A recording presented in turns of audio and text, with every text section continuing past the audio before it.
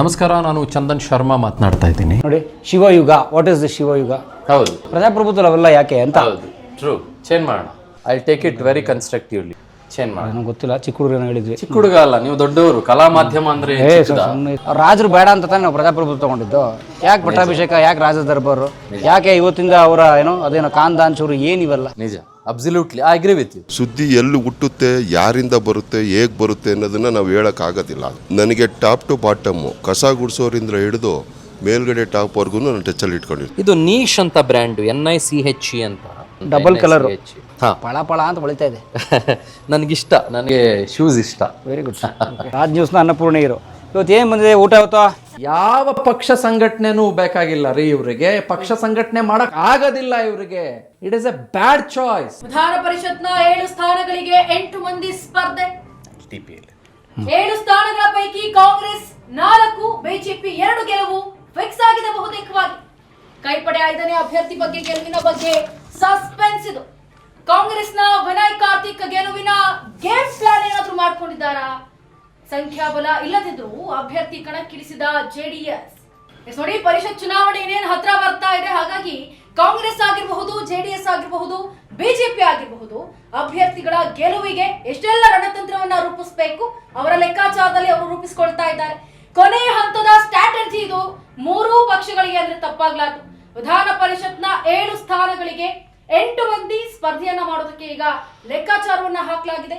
7 ಸ್ಥಾನದ ಪೈಕಿ ಕಾಂಗ್ರೆಸ್ 4, ಬಿಜೆಪಿ 2 ಗೆಲುವು ಸಾಧಿಸುತ್ತೆ ಬಹುತೇಕವಾಗಿ, ಇದು ಫಿಕ್ಸ್ ಆಗಿದೆ. ಇನ್ನು ಕೈಪಡೆ 5ನೇ ಅಭ್ಯರ್ಥಿ ಬಗ್ಗೆ ಗೆಲುವಿನ ಬಗ್ಗೆ ಸಸ್ಪೆನ್ಸ್ ಕೂಡ ಮೂಡ್ತಾ ಇದೆ. ಅಖಾಡದಲ್ಲಿರುವ 5ನೇ ಅಭ್ಯರ್ಥಿ ಗೆಲ್ಲಿಸಿಕೊಳ್ಳಲು ಸ್ಟ್ರಾಟಜಿಯನ್ನ ಮಾಡಲಾಗ್ತಾ ಇದೆ. ಭಯ ಬಿಡುತ್ತೆ ನನಗೆ, ಕೈ ಕಾಲ ನಡ್ಕೊಂಡು ಬಂದ್ಬಿಡ್ತು. ಓದ್ತಾನೆ ಇರ್ಬೇಕು ಸರ್. ಹೌದು, ಅಷ್ಟು ಹೆದರಿಬೇಡಿ ಸರ್, ಏನು ತೊಂದರೆ ಇಲ್ಲ. ಬನ್ನಿ, ಅಭ್ಯಾಸ ಆಗ್ಬಿಡುತ್ತೆ ನಮಗೆ. ಓಕೆ, ಇದು ನಮ್ಮ ಡಿಜಿಟಲ್ ಟೀಮು. ಹಾಂ, ಮಧು ಅಂತ ನಮ್ಮ ಡಿಜಿಟಲ್ ಹೆಡ್, ಪ್ರವೀಣ್ ಅಂತ. ರಾಜ್ ಡಿಜಿಟಲ್. ಹೌದು, ನಮ್ಮ competitors. Hello hello. I hope will be your competitors in a very positive way. ಇದು ನಮ್ಮ ಎಡಿಟಿಂಗ್ ಸೂಟ್ಗಳು ಇದೆಲ್ಲವೂ ಕೂಡ. ಓಕೆ, ಇದು ನಮ್ಮ ವಾಯ್ಸ್ ಓವರ್ ರೂಮ್. ಇದು ಇಷ್ಟಾಗ? ಇದು ಸಾಕು. ಓಕೆ, ಇದು ಸಾಕು. ಇದೊಂದು ವಾಯ್ಸ್ ಓವರ್ ರೂಮ್ ಸಾಕು. ಮೈಕ್ ಇರುತ್ತೆ ಇಲ್ಲಿ ಕೂತ್ಕೊಂಡು. ಬಟ್ ಹೊರಗಡೆ ಇದೆಲ್ಲ ಕೇಳಿಸ್ತಾ ಇದೆ, ಅದೇನು ಆ್ಯಂಬುಲೆನ್ಸು? ತೊಂದರೆ ಇಲ್ಲ, ಅದು ಆಂಬಿಯನ್ಸ್ ಎಲ್ಲ ಕಟ್ ಮಾಡ್ತೀವಿ. ಕಟ್ ಆಗ್ತದೆ. ಕಟ್ ಆಗಿ. ಓಕೆ. ಮೊದಲು ಈಗ ಡಬ್ಬಿಂಗ್ ಸ್ಟುಡಿಯೋ ಅಂದ್ರೆ ಅದೇನೋ ಕ್ಲೋಸ್ ಎಲ್ಲ ಮಾಡಿ ಅದೆಲ್ಲ ಬೇಕಾಗಿಲ್ಲ. ಇಲ್ಲ, ಅದು ಬೇಕಾಗತ್ತೆ, ಅದು ಇನ್ನೂ ಚೆನ್ನಾಗಿ ಬರುತ್ತೆ actually. But as A for A media channel this is enough ಅಲ್ಲ. ದಿಸ್ ಒಂದು ಸಣ್ಣ ಪುಟ್ಟ ಸೌಂಡ್ ಇದ್ರೆ ಇರಲಿ. ಸೌಂಡು ನಾವು ಕಟ್ ಮಾಡ್ಕೊಳ್ತೀವಿ. ಆಂಬಿಯನ್ಸ್ ನಾಯ್ಸ್ ಕಟ್ ಆಗುತ್ತೆ. ಓಕೆ, ಟೆಕ್ನಾಲಜಿ ಇರೋದ್ರಿಂದ ಕಟ್ ಆಗುತ್ತೆ. ಓಕೆ, ಇದೆಲ್ಲವೂ ಕೂಡ editing suite. Okay okay. So ಇದು ಡಿಜಿಟಲ್ಗೆ ಅಂತಾನೆ. ಅದು ಗೊತ್ತಾಯ್ತು. ಯೂಟ್ಯೂಬ್, ಫೇಸ್ಬುಕ್ ಸಂಪೂರ್ಣವಾದ ಎಷ್ಟಿದ್ದಾರೆ ಯೂಟ್ಯೂಬ್ ಸಬ್ಸ್ಕ್ರೈಬರ್ಸ್? ನಮ್ಮ ಯೂಟ್ಯೂಬ್ ಸಬ್ಸ್ಕ್ರೈಬರ್ಸ್ ಇನ್ಫ್ಯಾಕ್ಟ್ ಈ ಕಡಿಮೆನೇ ಇದ್ದಾರೆ. ಯಾಕೆಂತಂದ್ರೆ we started very fresh. Raju ಸರಿಸುಮಾರು ಯೂಟ್ಯೂಬ್ ಸಬ್ಸ್ಕ್ರೈಬರ್ಸ್ ಇದ್ರು ಮುಂಚೆ, but we started very fresh. But YouTube ಸಬ್ಸ್ಕ್ರಿಪ್ಷನ್ಗಿಂತ ನಮ್ಮ ವ್ಯೂವರ್ಶಿಪ್ ಹೆಂಗೆ ಅಂತ ನೀವು ಮೊದಲು ಕೇಳಬೇಕು. ಹೌದು ಸರ್, ತೋರಿಸಿ ಸರ್ ಒಂಚೂರು ನಿಮ್ಮ ಚಾನಲ್ ಹಾಕಿ ಫಸ್ಟು. ನಿಮ್ಮ ಯೂಟ್ಯೂಬ್ ಇನ್ಕಮ್ ನೋಡ್ಕೊಂಡ್ಬಿಡ್ತೀನಿ. ಇನ್ಕಮ್ ತಗೊಳ್ಬೇಡ್ರಪ್ಪ. ನಮ್ಮ ಅಣ್ಣ ಒತ್ತಕ್ಕೆ ರೆಡಿ ಇದ್ರು. ನಮ್ಮ ಇನ್ಸ್ಟಾಗ್ರಾಮ್ ಓಪನ್ ಮಾಡಿ ತೋರಿಸಿ. ನಮ್ಮ ಇನ್ಸ್ಟಾಗ್ರಾಮ್. ಸೊ ಪ್ರತಿ ಎವ್ರಿ ಮಿನಿಟ್ ಒಂದು ಹಾಕ್ತಾನೆ ಇರ್ತೀರಾ? ಹೌದು ಹೌದು, ಏನೋ ಒಂದು ಹೋಗ್ತಾನೆ ಇರುತ್ತೆ. ವೆನ್ನೆಲ್ಲ ನೆನೆದು ಬಿಕ್ಕಿ ಬಿಕ್ಕಿ ಅತ್ತ ಚಂದನ್ ಶರ್ಮಾ ಹಾಕಿ ಸರ್, ಅದು ಪ್ಲೇ ಮಾಡಿದ. ಇವ್ರು ಹೆಂಡತಿ ತನ್ನ ಸ್ವಂತ ಮಗನ ಕೊಂದ್ಬಿಟ್ಟವ್ರ. ಹೌದು. ಅಯ್ಯಯ್ಯಪ್ಪ ದೇವ್ರೆ. ತಾಯಿ ಕೆಟ್ಟ ಮಕ್ಳಿರ್ಬೋದು, ಕೆಟ್ಟ ತಾಯಿ ಇರಲ್ಲ ಅಂತಾರೆ. ಬಟ್ ಅವಾಗ ಅಂತ ಇದ್ರು, ಇವಾಗೆಲ್ಲ ಭಾಳ ಬದಲಾಗಿದೆ. ಈಗ ಚೇಂಜ್ ಆಗಿದೆ, ಯೂಟ್ಯೂಬ್ ಬಂದ್ಮೇಲೆ ಚೇಂಜ್ ಆಗಿದೆ. ದುರಂತ. ಓಕೆ, ಇದು ರೀಲ್ಸ್ಗೆ. ಇದು ನಮ್ಮ ಇನ್ಸ್ಟಾ ಟೀಮ್. ಹೈಯೆಸ್ಟ್ ನಿಮಗೆ ಪಾಪ್ಯುಲರ್ಗೆ ಹೋಗಿ. Super sir. ಬಹುಶಃ ನಿಮಗೆ ಡಿಜಿಟಲ್ ಕಂಟೆಂಟ್ ಕೊರತೆನೇ ಆಗಲ್ಲ, ಯಾಕಂದರೆ ಪ್ರತಿ ನಿಮಿಷ ಹಾಕಿದ್ರೆ ಉಳಿಯುತ್ತೆ, ಅಷ್ಟಿದೆ. 1.8 ಮಿಲಿಯನ್ ಇದೆ. ಇನ್ಫ್ಯಾಕ್ಟ್ ನಾನು ಇದನ್ನ ಏನು ಹೇಳ್ತೀನಿ ಅಂತಂದ್ರೆ, ಇದು ನಾನು ಹೆಗ್ಗಳಿಕೆ ಅಂತ ಹೇಳ್ಕೊಳ್ಳಲ್ಲ. 1.8 ಮಿಲಿಯನ್ ಓಡ್ಬಿಡ್ತು ನಮ್ಮ ಇನ್ಸ್ಟಾಗ್ರಾಮಲ್ಲಿ. ಒಬ್ರು ತಂದೆಯ ನೋವಿನ ಕಥೆಯನ್ನ ನಾವು 1.8 ಮಿಲಿಯನ್ಗೆಲ್ಲ ಓಡಿಸ್ಕೊಂಡ್ಬಿಟ್ವಿ ಅಂದ್ರೆ, ನನ್ನಷ್ಟು ಕ್ರೂರ, ಸ್ವಾರ್ಥಿ, ನೀಚ, ಅಧಮ, ನಾಲಾಯಕು, ಕಳ್ಳ ಬೇರೆ ಇನ್ನೊಬ್ಬ ಯಾವನು ಇರಕ್ಕೆ ಸಾಧ್ಯ ಇಲ್ಲ. ಇದು ನಾನು ಏನು ಹೇಳ್ತೀನಿ ಅಂದರೆ, 18 ಲಕ್ಷ ಹೃದಯಗಳು ನೋವಿಗೆ ಮಿಡಿದಿದ್ದಾವೆ ಅಂತ ಹೇಳ್ತೀನಿ ನಾನು ಅಷ್ಟೇ. 1.8 ಮಿಲಿಯನ್, 18 ಲ್ಯಾಕ್ಸ್ ನೋವಿಗೆ ಮಿಡಿದಿದ್ದಾವೆ. ಇದಕ್ಕೆ ನನಗೆ ಯಾವ ಹೇಳಿಕೆ ಕೂಡ ಇಲ್ಲ ನನಗೆ. 1.8 ಮಿಲಿಯನ್ ನೋಡ್ಬಿಡ್ತು, 5 ಮಿಲಿಯನ್ ನೋಡ್ಬಿಡ್ತು, ನೋ. ಇದು ಕ್ಯುಮುಲೇಟಿವ್ ನೀವು ನೋಡಿದ್ರೆ ಒಂದು 7 ಮಿಲಿಯನ್ ಇದೆ ನಿಮಗೆ, 75 ಲಕ್ಷ ಜನ, ಇನ್ಫ್ಯಾಕ್ಟ್ 1 ಕೋಟಿ ತನಕ ನೋಡಿದ್ದಾರೆ ಜನ ನಿಮಗೆ. ಬಟ್ ಹೆಗ್ಗಳಿಕೆ ನಾನು ಹೇಳ್ತೀನಿ, ಹೃದಯ ಮುಟ್ಕೊಂಡು ನಾವು ಸಾವಿನಲ್ಲಿ, ನೋವಿನಲ್ಲಿ, ತಂದೆಯ ನೋವಿನಲ್ಲಿ ಹೆಗ್ಗಳಿಕೆ ಪಡ್ಕೊಂಡ್ರೆ ನಾನು ನೀವು ಮನುಷ್ಯ ಆಗ್ತೇವೆ ಹೇಳಿ, ಇಂಪಾಸಿಬಲ್. ಸೊ ಹಾಗಾಗಿ ಇದು ಹೆಗ್ಗಳಿಕೆ ಅಲ್ವೇ ಅಲ್ಲ, ಇದು ಅಷ್ಟು ಹೃದಯಗಳು ಮಿಡಿದಿದ್ದಾವೆ. ಗ್ರೇಟ್. ಅಷ್ಟೇ ನಾನು ಹೇಳಕ್ ಬಯಸೋದು. ಸರ್, ನಮ್ಮ ಈ ಟಿ ವಿ ಮೀಡಿಯಾಗಳು, ನ್ಯೂಸ್ನವರು ಡಿ ಕೆ ಶಿವಕುಮಾರ್ ಮುಖ್ಯಮಂತ್ರಿ ಆದಾಗ ಡಿ ಕೆ ಶಿವಕುಮಾರ್ ಪಟ್ಟಾಭಿಷೇಕ ಇವತ್ತಿಂದ ರಾಜ ದರ್ಬಾರ್ ಶುರು ಅಂತ ಆಗ್ತಾರಲ್ಲ, ಈಗ ಅದನ್ನು ನಾನು ವಿರೋಧಿಸಿ ಒಂದು ವಿಡಿಯೋ ಮಾಡಿದ್ದೆ. ಈಗ ಇದು ಡೆಮೋಕ್ರಸಿ ಅಲ್ವಾ, ಪ್ರಜಾಪ್ರಭುತ್ವದಲ್ಲಿ ಅದೇಂಗೆ ಒಬ್ಬ ಮುಖ್ಯಮಂತ್ರಿದು ದರ್ಬಾರು, ಪಟ್ಟಾಭಿಷೇಕ ಇವೆಲ್ಲ ಆಗುತ್ತೆ ಅಲ್ವಾ? ಪ್ರಜಾಪ್ರಭುತ್ವದಲ್ಲಿ ಇವತ್ತಿನ ಅವ್ರು ಮುಖ್ಯಮಂತ್ರಿ ಆಗಿ ಅಧಿಕಾರ ಸ್ವೀಕರಿಸಿದ್ರೆ ಜನಕ್ಕೆ ಒಳ್ಳೆ ಕೆಲಸ ಮಾಡ್ತಾರೆ, ಏನೋ ಇಂಥದ್ದೇನೋ ಒಂದು. ಓಕೆ, ಆದರೆ ಇವತ್ತಿನ ಪಟ್ಟಾಭಿಷೇಕ ದರ್ಬಾರ್ ಶುರು, what is this all this ಅಲ್ವಾ? ಹಾಗಾಗಿ ಅದ್ರ ಬಗ್ಗೆ ನನಗೆ ಸ್ವಲ್ಪ ಬೇಜಾರಾಯಿತು. ತೊಂದರೆ ಇಲ್ಲ, ಬೇಜಾರಾಗಬೇಕು. ಡೆಮೋಕ್ರಸಿಯಲ್ಲಿ, ಪ್ರಜಾಪ್ರಭುತ್ವದಲ್ಲಿ ಬೇಜಾರಾಗಬೇಕು, ಬೇಜಾರನ್ನ ಹೇಳ್ಕೋಬೇಕು. ಅಲ್ಲಿ ಕಡೆ ನೀನು ಹಿಂಗೆ ತಪ್ಪು ಮಾಡ್ತಾ ಇದೆಯಾ, ನಿನ್ಗೆ ಮಾನ ಮರ್ಯಾದೆ ಇಲ್ವಾ ಅಂತ ನೀವು ನನ್ನನ್ನು ಕೇಳಬೇಕು, ನಮ್ಮಂಥವ್ರನ್ನ ಕೇಳಬೇಕು. ಆಗ ನಾವು ತಿದ್ಕೊಳ್ಳೋಕೆ ಸಾಧ್ಯ. ಈಗ ನೋಡಿದ್ರೆ ಇವರೇ ಪಟ್ಟಾಭಿಷೇಕ ಅನ್ನೋ ಟೈಟ್ಲ್ ಇಟ್ಕೊಂಡು, ಅದು ಯಾರು ನಿಮ್ಮವ್ರು ಹಾಕಿದ್ರೆ ಅಥವಾ ಬೇರೆಯವ್ರು ಹಾಕಿದ್ರೆ ಗೊತ್ತಿಲ್ಲ, ಬಟ್ ಟಿವಿಗಳು ಹಾಕಿದ್ರೆ ಎಲ್ಲ ಅದೇ ಝೂಮ್ ಹಾಕಿ ಬರೋದು. ಇಲ್ಲ, ಭಾಳ ಜನ ಇನ್ಫ್ಯಾಕ್ಟ್ ಪಟ್ಟಾಭಿಷೇಕ ಹೆಂಗೆ ಕೃಷ್ಣದೇವರಾಯರು ಪಟ್ಟಾಭಿಷೇಕ ಯಾಕಂದ್ರೆ ರಾಜ ಅವರು ರಾಜರು ಬೇಡ ಅಂತ ತಾನೇ ನಾವು ಪ್ರಜಾಪ್ರಭುತ್ವ ತಗೊಂಡಿದ್ದು. ಯಾಕೆ ಪಟ್ಟಾಭಿಷೇಕ, ಯಾಕೆ ರಾಜ ದರ್ಬಾರು, ಯಾಕೆ ಇವತ್ತಿಂದ ಅವರ ಅದೇನೋ ಖಾನ್ದಾನ್ ಚೂರು ಏನಿವೆಲ್ಲ? ನಿಜ, absolutely I agree with you. ಇವರು ನಮ್ಮ ಸೀನಿಯರ್ ಮೋಸ್ಟ್ ಕ್ರೈಮ್ ಜರ್ನಲಿಸ್ಟ್. ನಮಸ್ಕಾರ ಸರ್. ಮಂಜುನಾಥ್ ಸರ್ ಅಂತ. ಓಕೆ, ಹೇಗಿದ್ದೀರಿ ಸರ್? ಒಂದು 40 ವರ್ಷ ಆಯ್ತಾ? 30 ವರ್ಷ ಸಾಹೇಬ್ರೆ. 30 ವರ್ಷ. ಏನು ಅನಿಸುತ್ತೆ 30 ವರ್ಷ ಕ್ರೈಮ್ ಲೋಕ, ಅದರ ಪತ್ತೆದಾರಿ, ಹಿನ್ನೆಲೆ, ಮಾಹಿತಿ ಹುಡ್ಕೋದು ಏನನ್ಸುತ್ತೆ? ಆ್ಯಕ್ಚುಲಿ ನಾನು 30 ವರ್ಷದಿಂದ ಮಾಡ್ತಾ ಇರೋದ್ರಿಂದ ನಾನೇನು ನೋಡ್ತೀನಿ, ನನ್ನೇನು ವಿಷನ್ ಇದೆಯಲ್ಲ ಅದೇ ಡಿಫ್ರೆಂಟು. ಈಗ ನೋಡ್ತಾ ಇರೋ ಕ್ರೈಮು ಇವರೆಲ್ಲ ಏನು ಮಾಡ್ತಾರೆ ಅಂದರೆ ಓನ್ಲಿ ಜಸ್ಟ್ ಬರೀ ಕ್ರೈಮು ಅಲ್ಲಾಯಿತು, ಅರ್ಜೆನ್ಸಿ ಇದು ನೋಡ್ತಾರೆ. ಬಟ್ ನಾವು ಅದ್ರ ಹಿಂದೆ ನೋಡಬೇಕು, ಯಾಕಾಯಿತು ಕ್ರೈಮು, ಏನಾಯಿತು, ರೀಸನ್ ಏನಾಯಿತು, ಅದ್ರ ನಾವು ಪ್ರೆಸೆಂಟೇಷನ್ ಕೊಟ್ಟ ಮೇಲೆ ಅದ್ರ ರಿಸಲ್ಟ್ ಏನಾಗುತ್ತೆ ಸಮಾಜದ ಮೇಲೆ ಅನ್ನೋದನ್ನು ನಾವು ಯೋಚನೆ ಮಾಡಬೇಕಾಗುತ್ತೆ. ಸೊ ನಾವು ಅಲ್ಲೆಲ್ಲ ಒಂದು ಕೊಲೆ ಆಯಿತು, ಇನ್ನೇನೋ ಆಯಿತು ತೋರಿಸ್ಬಿಡ್ತೀವಿ. ಬಟ್ ಅದ್ರ ಎಫೆಕ್ಟ್ ಆದವ್ರಿಗೆ ಪರಿಸ್ಥಿತಿ ಏನಾಗುತ್ತೆ, ಅವ್ರನ್ನ ಏನು ಮುಂದಕ್ಕೆ ಏನು ಅವ್ರ ಜೀವನ ಏನಾಗುತ್ತೆ, ಅದನ್ನು ಯಾರು ಯಾವತ್ತೂ ಯಾವ ಚಾನಲ್ಲು ಸಾಮಾನ್ಯವಾಗಿ ಯೋಚನೆ ಮಾಡೋಕ್ಕೆ ಹೋಗಲ್ಲ. ಅರ್ಜೆಂಟಾಗಿ ನ್ಯೂಸ್ ಮಾಡಬೇಕು. ನಾವೇನು ಮಾಡಬೇಕು ಅಂದರೆ ಮೇಯ್ನು ಅವ್ರ ನೋವು ನಲಿವು ಏನಿದೆ ಅದನ್ನು ಆ್ಯಕ್ಚುಲಿ ಅಟ್ರಾಕ್ಟ್ ಮಾಡೋದು. ದಟ್ ಈಸ್ ಆ್ಯಕ್ಚುಲಿ ಈ ಕ್ರೈಮ್ ಮಾಡಿದ್ರೆ ಈ ಥರ ಸಮಸ್ಯೆಗಳಾಗುತ್ತೆ ಅಂತೇಳಿ ಫಸ್ಟೇ ನಾವು ಹೇಳ್ತಾ ಹೋಗ್ತಾ ಇದ್ದಾಗ ಕ್ರೈಮ್ ಆಲ್ಮೋಸ್ಟ್ ಸ್ವಲ್ಪ ಕಡಿಮೆ ಆಗುತ್ತೆ ಅನ್ನೋದು ನನ್ನ ಒಂದು 30 ವರ್ಷದ ಸರ್ವಿಸಲ್ಲಿ ಒಂದು ಅನುಭವ. ಈಗ ನೋಡಿ, ನೀವು 30 ವರ್ಷದ ಸರ್ವಿಸ್ ಅಂದರೆ ಬಹುಶಃ ನೀವು 30 ವರ್ಷದಿಂದ ಕರಿಯರ್ ಶುರು ಮಾಡಿದಾಗ ಆಗ ಇನ್ನೂ 24/7 ನ್ಯೂಸ್ ಚಾನಲ್ ಇರಲಿಲ್ಲ. ಸೊ ನೀವು ಪ್ರಿಂಟಿಂಗ್ ಶುರು ಮಾಡಿದ್ರಾ? ಹೌದು, ಪ್ರಿಂಟಿಂಗು. ಯಾವುದರಲ್ಲಿ? ನಂದೆ ಕ್ರಿಮಿನಲ್ ಡೈರಿ ಅಂತ ಮಾಡ್ತಿದ್ದೆ. ಈಗ 14 ವರ್ಷದಿಂದ ಆನ್ಲೈನಲ್ಲಿ ಮಾಡ್ತೀನಿ. ಸೊ ಪ್ರಿಂಟಿಂಗಿಂತ ಆನ್ಲೈನಲ್ಲಿ ಹೋಗೋದು ಅಂತಂದರೆ ತುಂಬ ಫಾಸ್ಟ್ ರೀಚು, ತುಂಬ ಫಾಸ್ಟಾಗಿರುತ್ತೆ. ಆಮೇಲೆ ಜನಗಳಿಗೆ ತುಂಬ ಹತ್ತಿರವಾಗಿ ನೋಡ್ಬೋದು. ಪ್ರಿಂಟ್ ಅಂದರೆ ಬೆಳಗ್ಗೆ ನೋಡಬೇಕು, ತಗೊಂಬೋಗಿ ಓದಬೇಕು, ಅದೇನಿಲ್ಲ. ಅದು ಮೊಬೈಲಲ್ಲಿ ಕೂತ್ಕೊಂಡು ಈಗೆಲ್ಲ ನೋಡ್ತಾ ಇರೋದ್ರಿಂದ ನಮಗದೊಂದು ಒಳ್ಳೆ ಮಾಧ್ಯಮ. ಅದು ನಾವು ಎಂಥ ಸಂದೇಶ ಕೊಡಬೇಕು ಅಂತಂದರೆ ಅದು ಭಾಳ ಒಳ್ಳೇದಿರುತ್ತೆ ಅದು.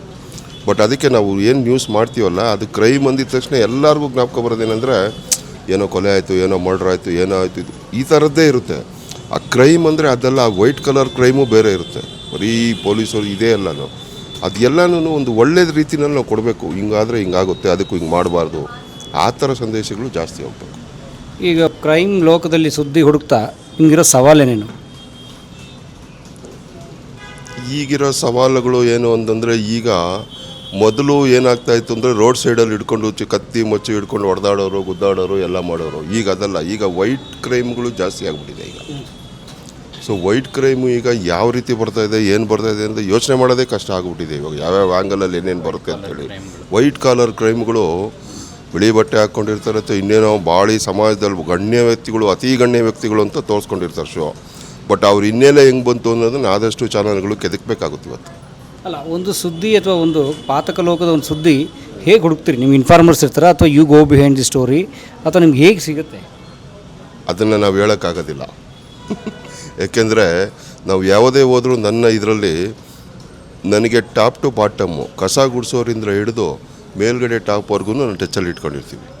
ಸುದ್ದಿ ಎಲ್ಲಿ ಹುಟ್ಟುತ್ತೆ, ಯಾರಿಂದ ಬರುತ್ತೆ, ಹೇಗೆ ಬರುತ್ತೆ ಅನ್ನೋದನ್ನು ನಾವು ಹೇಳೋಕ್ಕಾಗೋದಿಲ್ಲ. ಅದು ಲೈಫ್ ರಿಸ್ಕ್. Pardon me?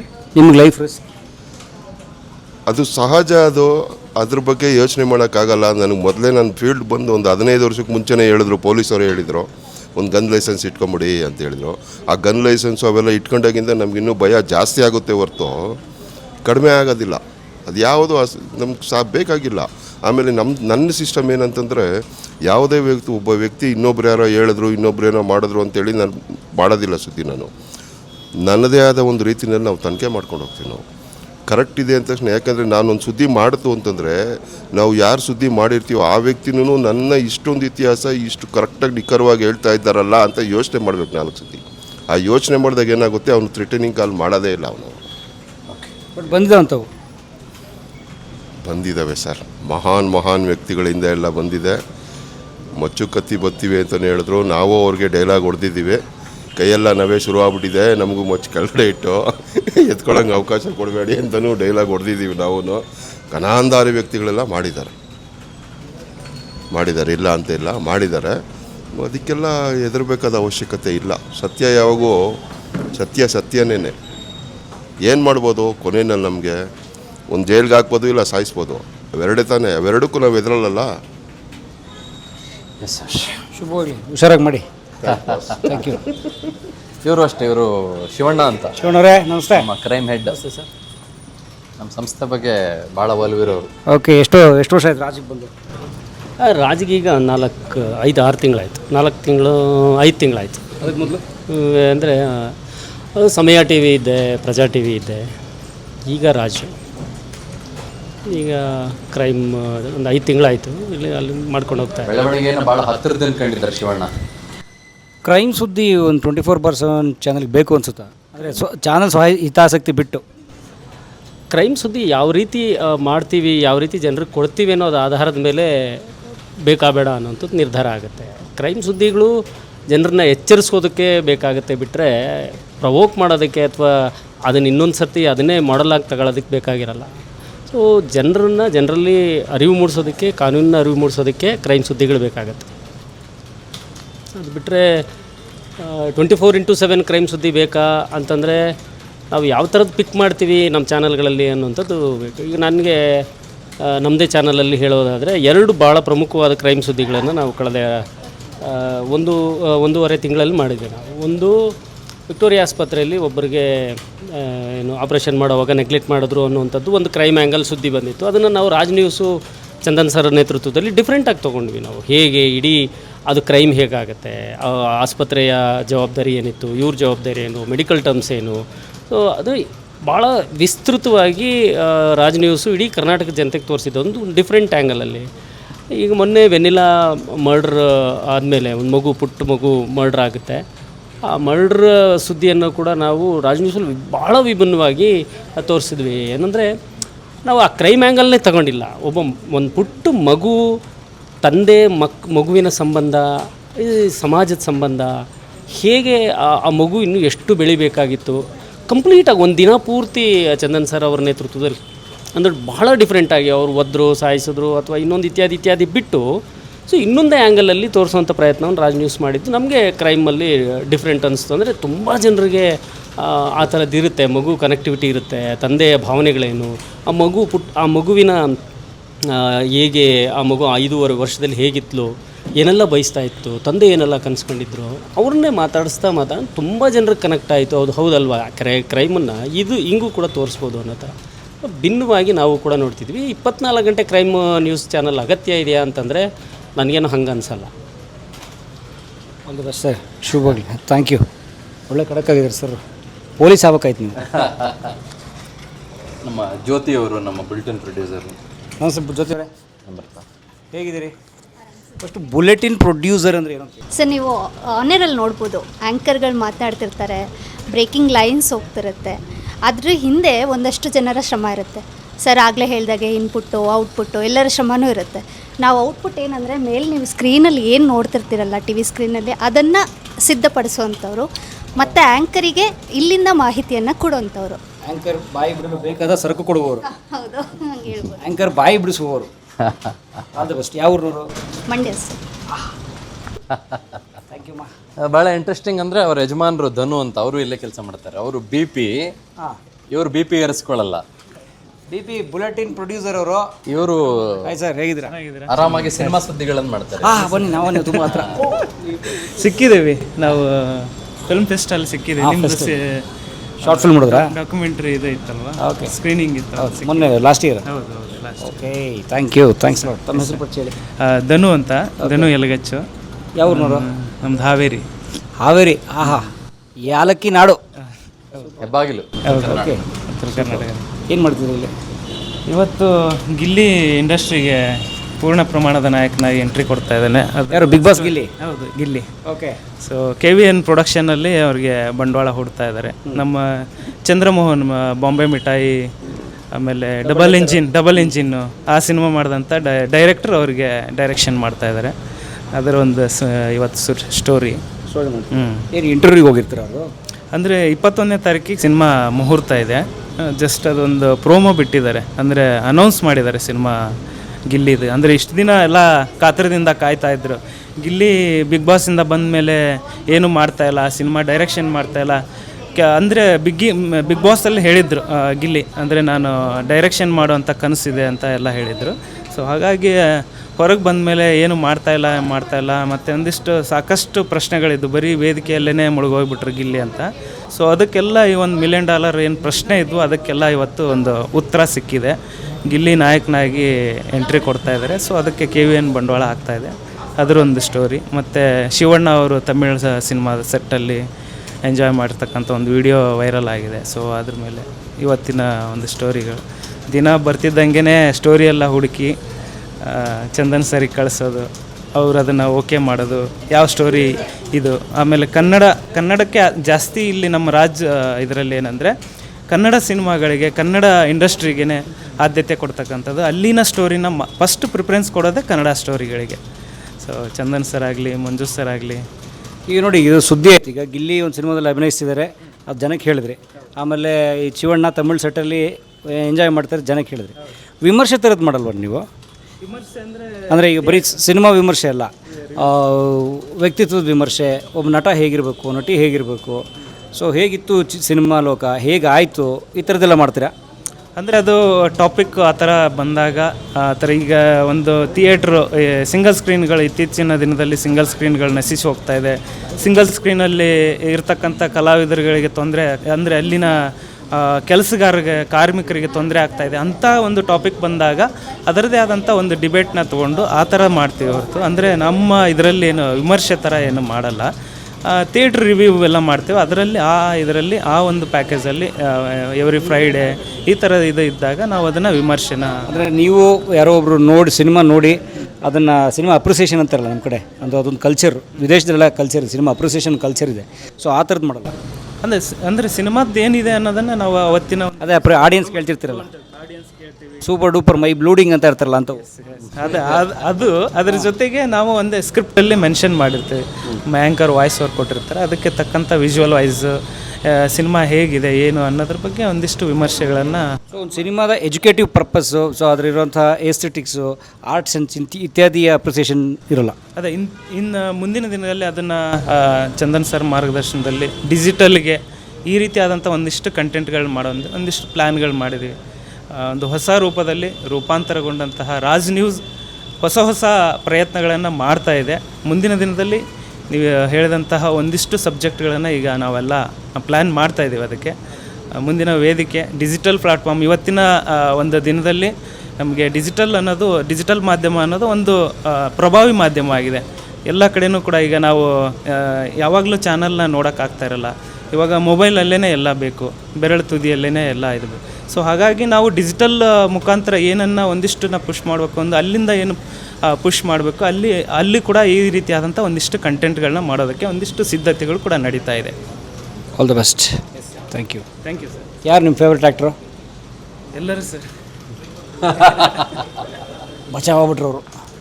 ಇಲ್ಲಿ ನೋಡಿ, ನಮ್ಮ ಬೇರೆ ಎಲ್ಲ ಚಾನಲ್ಗಳು ಇಲ್ಲಿ ಹೋಗ್ತಾ ಇರ್ತಾರೆ. ಬೇರೆ ಎಲ್ಲ ಚಾನಲ್ಗಳನ್ನು ಗಮನಿಸ್ತಾ ಇರ್ತೀವಿ ಫಾರ್ ದಿ ರೆಫರೆನ್ಸ್ ಅಷ್ಟೇ. ಯಾಕೆ ಗಮನಿಸ್ತಾರ? ಬೇರೆ ಯಾರೋ ಏನೋ ಮಾಡೋದು ನಿಮ್ಗೇನಾಗಬೇಕು? ಅದು ಭಾಳ ಇಂಪಾರ್ಟೆಂಟ್ ಪ್ರಶ್ನೆ. ಹಾಂ, ಯಾವ ರೀತಿ ಅವ್ರು ಹೋಗ್ತಾ ಇದ್ದಾರೆ, ನಾವು ಅವ್ರಿಗಿಂತ ವಿಭಿನ್ನ ಹೆಂಗಿರ್ಬೇಕು ಅಂತ ಅಷ್ಟೇ. ಅವರಿಗಿಂತ ಇವರಿಗಿಂತ ಅನ್ನೋಕ್ಕಿಂತ ನಮಗಿಂತಲೇ ವಿಭಿನ್ನವಾಗಿರೋಕ್ಕಾಗಲ್ಲ. ಅವ್ರು ನಮ್ಮನ್ನು ಫಾಲೋ ಮಾಡಲಿ ಅಂತ. ಓಹ್, ಆ ಥರ. ಓಕೆ.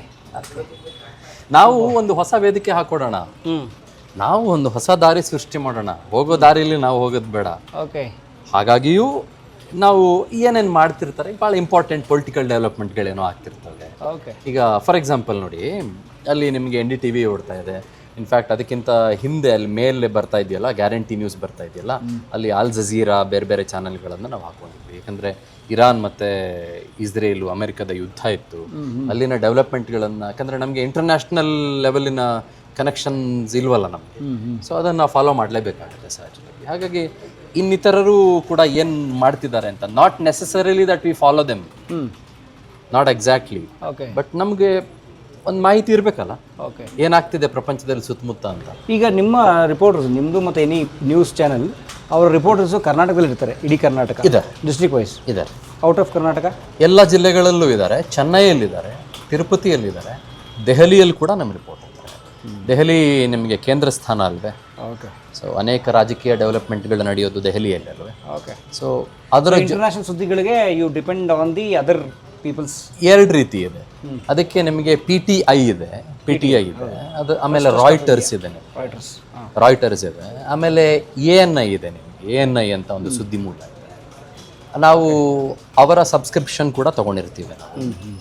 ಅವರು ಕೂಡ ನಮಗೆ ಇರಾನ್ನಲ್ಲಿ ಏನಾದರೂ ಸುದ್ದಿ ಆದಾಗ, ಅಮೆರಿಕದಲ್ಲಿ ಏನಾದರೂ ಸುದ್ದಿ ಆದಾಗ ನಮಗೆ ಅವರ ಚಂದಾದಾರ ನಾವಾಗಿರೋದ್ರಿಂದ ಅವ್ರ ಸುದ್ದಿಗಳು ನಮಗೆ ಬರ್ತವೆ. ಹೊರ್ಮೂಸ್ ಬ್ಲಾಕ್ ಆಯಿತು, ನ್ಯೂಸ್ ಬರುತ್ತೆ. ಆಮೇಲೆ ನಾವು we also depend on Twitter. ಈಗ X ಆಗಿದೆ, ಫಾರ್ಮರ್ಲಿ ಟ್ವಿಟ್ಟರ್ನಲ್ಲಿ ನಿಮಗೆ ಅನೇಕ ಸುದ್ದಿಗಳು ಟ್ವೀಟ್ ಮಾಡ್ತಾರೆ. ಟ್ರಂಪ್ ಟ್ವೀಟ್ ಮಾಡ್ತಾರೆ, ಸೋಷಿಯಲ್ ಟ್ರೂತಲ್ಲಿ ಟ್ರಂಪ್ ಏನೋ ಟ್ವೀಟ್ ಮಾಡ್ತಾರೆ, ಸೊ ಎಲಾನ್ ಮಸ್ಕ್ ಏನೋ ಹೇಳ್ತಾರೆ. ಸೊ ಈ ಥರದ ಅಂತಾರಾಷ್ಟ್ರೀಯ ಸುದ್ದಿಗಳಿಗೆ, ಆಮೇಲೆ ನ್ಯಾಷನಲ್ ಸುದ್ದಿಗಳು ಕೂಡ ಟ್ವಿಟ್ಟರ್ನಲ್ಲಿ ಅಲ್ವಾ. ನಿಮಗೆ ಅನೌನ್ಸ್ಮೆಂಟೇ ಎಷ್ಟೊಂದು ನಿಮಗೆ ಟ್ವಿಟ್ಟರ್ನಲ್ಲಿ ಆಗ್ಬಿಡುತ್ತೆ, ಇನ್ಸ್ಟೆಂಟಾಗಿ ಆಗುತ್ತೆ. ನಿಮ್ಮ ರಿಪೋರ್ಟರ್ಗಳಿಗೆ ಸಿಗೋಕ್ಕೆ ಮೊದಲು ಸಿಕ್ಬಿಡುತ್ತೆ. ಮೊದಲೇ ಸಿಕ್ಬಿಡುತ್ತೆ. So we have various source of collecting news ಸುಮಾರು ಕಡೆಗಳಿಂದ. ಆಮೇಲೆ ನೀವು ಇನ್ನೊಂದು ಕೇಳ್ತಾ ಇದ್ರಿ, ಇನ್ಫಾರ್ಮರ್ಸ್ ಅನ್ನೋದಕ್ಕಿಂತ ಮುಖ್ಯವಾಗಿ ನಮಗೆ ಪ್ರತಿ ತಾಲೂಕುಗಳಲ್ಲೂ ಕೂಡ ಮತ್ತು ಕೆಲವೊಂದು ಸಲ ಕೆಲವು ಸಣ್ಣ ಪುಟ್ಟ ಗ್ರಾಮಗಳಲ್ಲೂ ಕೂಡ ನಾವು ಕೆಲವು ನಮ್ಮ ನಂಬಿಕಸ್ಥರನ್ನು, ನಮ್ಮವರನ್ನು ನಾವು ಸ್ನೇಹಿತರನ್ನಾಗಿ ಮಾಡ್ಕೊಂಡಿರ್ತೀವಿ. ಚಾನಲ್ಲು ಅಂತಂದರೆ ಇಟ್ ಈಸ್ ಪೀಪಲ್ಸ್ ಚಾನಲ್, ಜನರ ಚಾನಲ್ಲು, ಜನರಿಗಾಗಿ ಇರುವಂಥ ಚಾನಲ್ಲು. ಅವರೂ ಕೂಡ ನಮಗೆ ಹಲವು ಸುದ್ದಿಗಳನ್ನು ಕೊಡ್ತಾರೆ. ಅವ್ರ ತಾಲೂಕು ಕಚೇರಿಯಲ್ಲಿ ಏನೋ ಸಮಸ್ಯೆ ಆಗ್ತಾಯಿದೆ, ತಾಲೂಕು ಕಚೇರಿಯಲ್ಲಿ ಏನೋ ಭ್ರಷ್ಟಾಚಾರ ಆಗ್ತಾಯಿದೆ, ಅಥವಾ ಅವ್ರ ಗ್ರಾಮದಲ್ಲಿ ಕುಡಿಯುವ ನೀರಿಗೆ ತತ್ವಾರ ಇದೆ, ಸಮಸ್ಯೆ ಇದೆ, ಹಾಹಾಕಾರ ಇದೆ, ಆ ಸುದ್ದಿನ ನಾವು ಕನ್ಸಿಡರ್ ಮಾಡ್ತೀವಿ. ಅಲ್ಲಿಂದ ನಾವು ತಾಲೂಕ್ ಪಂಚಾಯತಿ ಅಧಿಕಾರಿಗಳ ತನಕ, ಜಿಲ್ಲಾ ಪಂಚಾಯತಿ ಅಧಿಕಾರಿಗಳ ತನಕ, DC ತನಕ ಅದನ್ನು ತೆಗೆದುಕೊಂಡು ಹೋಗೋ ಪ್ರಯತ್ನ ನಾವು ಮಾಡ್ತೀವಿ. ಸೊ ಹಾಗಾಗಿ ಒಂದೇ ಒಂದು ಸೋರ್ಸ್ಗೆ ನಾವು ರಿಲೈ ಆಗೋದಿಲ್ಲ. ಜನ ಕೂಡ ಒಂದು ಸಿಟಿಸನ್ ಜರ್ನಲಿಸಮ್ ಅಂತ ನಾವೇನು ಕರಿತೀವಿ, ಅದನ್ನು ಕೂಡ ನಾವು ಮಾಡ್ತೀವಿ. ಅವರಿಂದಲೂ ಕೂಡ ನಾವು ಸುದ್ದಿ ಸುಮಾರು ಸಲ ತರಿಸ್ಕೊಡ್ತೀವಿ. Very good. ಆಮೇಲೆ ಎಷ್ಟೋ ಸಲ ಇನ್ನೊಂದು ಏನಾಗುತ್ತೆ ಅಂತಂದರೆ, ಈಗ ನನ್ನ ಮೇಲೆ ಪ್ರೀತಿ ಇಟ್ಟವರು, ಅಭಿಮಾನ ಇಟ್ಟವರು, ಸರ್ ನೀವು ಆ ಚಾನಲಲ್ಲಿ ಇದ್ದೀರಿ, ಈ ಸುದ್ದಿಗೆ ನ್ಯಾಯ ಕೊಡಿಸ್ತೀರಿ ಅನ್ನೋ ನಂಬಿಕೆ ನನಗಿದೆ, ನಮಗಿದೆ, ನಮ್ಮ ಗ್ರಾಮಸ್ಥರಿಗಿದೆ, ನಮ್ಮ ಜಿಲ್ಲೆಯವರಿಗಿದೆ. ಹಾಗಾಗಿ ಇದೊಂದು ದೊಡ್ಡ ಸುದ್ದಿಯನ್ನು ನಾವು ನಿಮಗೆ ತಲುಪಿಸ್ತೇವೆ ಅಂತ ಅವರೇ ಹುಡ್ಕೊಂಡು ಕೂಡ ಬರ್ತಾರೆ ಚಾನಲ್ಗೆ. ಇನ್ಫ್ಯಾಕ್ಟ್ ಪ್ರತಿ ಶನಿವಾರ ಅಥವಾ ಬೇರೆ ಬೇರೆ ದಿನಗಳಲ್ಲಿ, ಯೂಶ್ವಲಿ ಆನ್ ವೀಕೆಂಡ್ಸು ತುಂಬ ಜನ ಬರ್ತಾರೆ. ತುಂಬ ಜನ ಬಂದು ಸುದ್ದಿಗಳನ್ನು ಕೊಡ್ತಾರೆ, ಅವ್ರಿಗಾಗಿರುವ ಅನ್ಯಾಯದ ಬಗ್ಗೆ ಮಾತನಾಡ್ತಾರೆ, ಅಥವಾ ಒಂದಿಷ್ಟು ಸಾವಿರ ಲಕ್ಷ ಜನಕ್ಕೆ ಆಗ್ತಾ ಇರೋ ಅನ್ಯಾಯದ ಬಗ್ಗೆ ಮಾತಾಡ್ತಾರೆ, ಡಾಕ್ಯುಮೆಂಟ್ಗಳನ್ನು ಕೊಡ್ತಾರೆ ಅದರ ಬಗ್ಗೆ.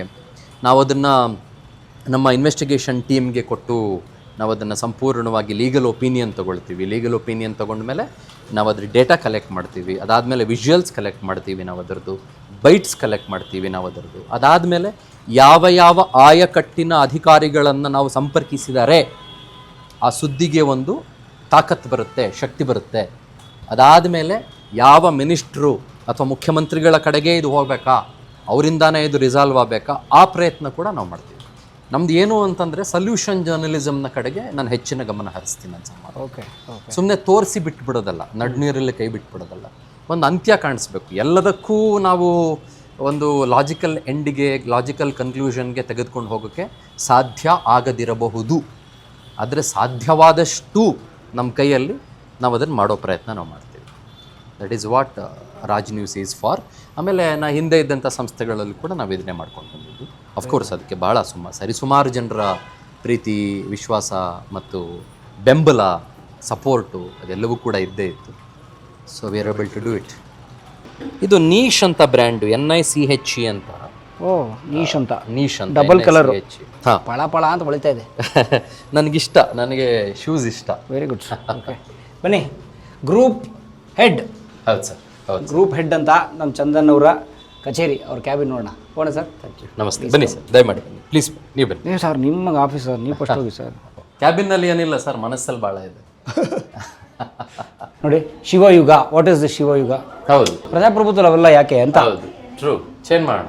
I take it very constructively. Change ಮಾಡೋಣ. ನನಗೆ ಗೊತ್ತಿಲ್ಲ, ಚಿಕ್ಕ ಹುಡುಗರು ಹೇಳಿದ್ವಿ. ಚಿಕ್ಕ ಹುಡುಗ ಅಲ್ಲ, ನೀವು ದೊಡ್ಡವರು. ಕಲಾ ಮಾಧ್ಯಮ ಅಂದ್ರೆ ಚಿಕ್ಕದಾ? ಬನ್ನಿ, ನಾವು ಮಧ್ಯಾಹ್ನ ನಮ್ಮ ಪೂಜ್ಯ ಗುರುಗಳ ನೇತೃತ್ವದಲ್ಲಿ ಓಕೆ, ಅದನ್ನ ನಾವು ಊಟ ಅಂತ ಕರೆಯಲ್ಲ, ಪ್ರಸಾದ ಅಂತ ಕರಿತೀವಿ. ಓಕೆ, ಅನ್ನ ಪ್ರಸಾದ.